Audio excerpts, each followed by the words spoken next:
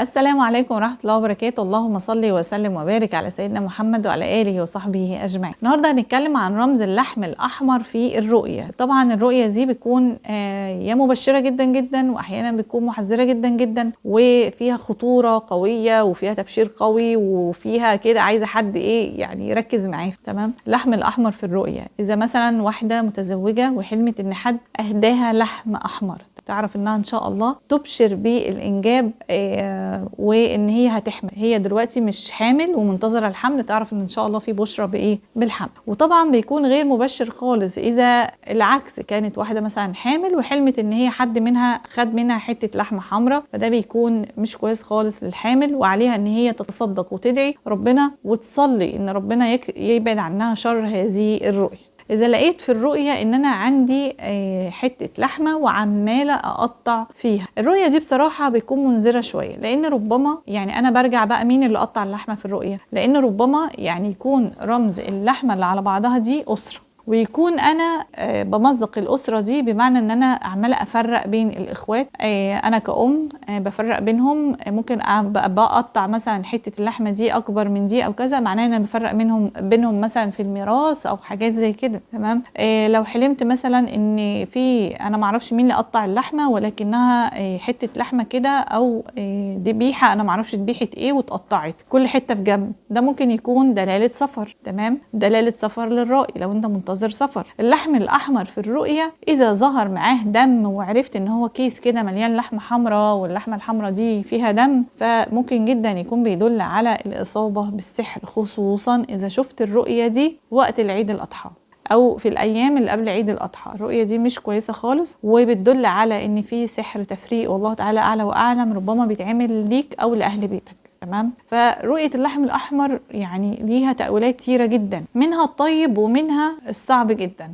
يعني مثلا إذا كنت أنا لقيت عند بيت مثلا جدتي جزار واقف وماسك ذبيحة، والذبيحة دي راح ذبحها ومعلقها، سبحان الله بعدها ممكن يحصل حالة وفاة لحد من أهل البيت ده، عند جدتي خالتي كذا كذا، تلاقي فتكون الذبيحة دي أو الحاجة المعلقة اللحم الأحمر ده هي رمز لحد يتوفاه الله، ويجوا هنا يقطعوا اللحمة في الرؤية، فمعناها أن الشخص ده يرثه أبنائه وأحفاده وكذا وكذا. فرؤية اللحم الأحمر بصراحة يعني أنا بشوف إنها من الحاجات اللي محتاجة حد يفكر فيها كويس قوي، لأن دلالاتها كتيرة ومختلفة، ولكن أختارها طبعا إذا ظهر مع الدم.